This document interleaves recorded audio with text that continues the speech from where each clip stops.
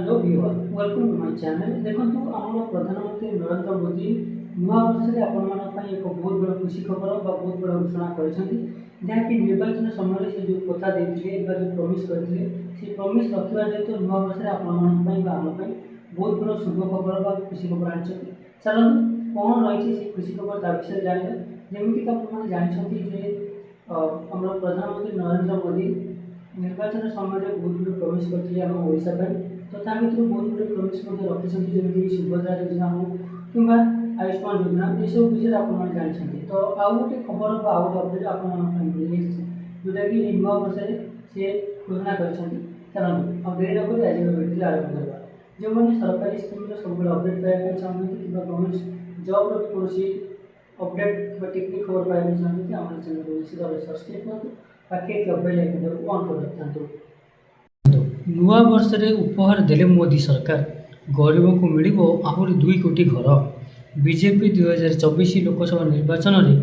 इस्ताहार समय प्रधानमंत्री आवास योजना अधीन में आउ 3 कोटी घर निर्माण प्रतिश्रुति देते एवं यही प्रतिश्रुति पूर्ण करने जाऊँगी बीजेपी सरकार बा मोदी सरकार देखो प्रतिश्रुति पूर्ण कले मोदी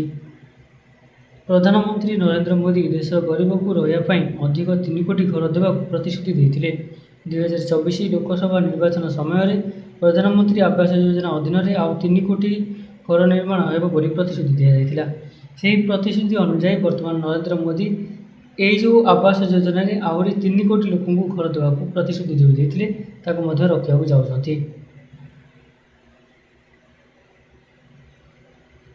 सूचना मुताबक 3 कोटी 2 कोटी घर ग्रामांचल और 1 कोटी घर सहरांचल अंचल निर्माण हो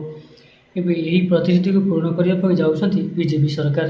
एने वर्ष आरंभ हिताधिकारी को चिन्हट करने सर्वे आरंभ हो जहाँ आसंता 3 मास मध्य अर्थात 31 मार्च 2025 सुधा शेष हो जमापड़ी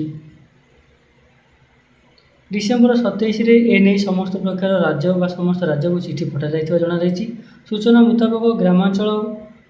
को नहीं सर्वे आरंभ होगा बेले सहरांचल सर्वे आरंभ हो सारी अतिरिक्त 3 कोटी घर निर्माण कार्य मार्च 31 2029 भितर समाप्त कर लक्ष्य देखो जमी मुझे कहती जे आम आवास योजना आपने घर पाते आता पूर्व आपको आउ गए अपडेट देखिए जो मैंने बापा माँ अलग रोचे जो फैमिली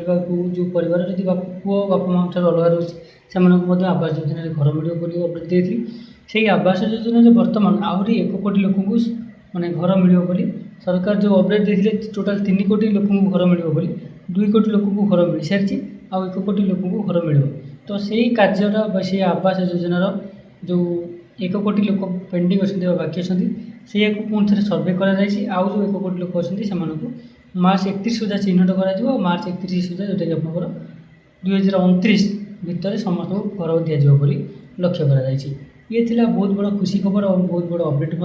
सब जो मैंने चाहते सरकारी स्कीम कि सरकारी चाकरी विषय सब प्रकार अपडेट पाइबा आम चैनल को निश्चित भाव सब्सक्राइब करूँ पाखे बेल आइकन ऑन कर रखा।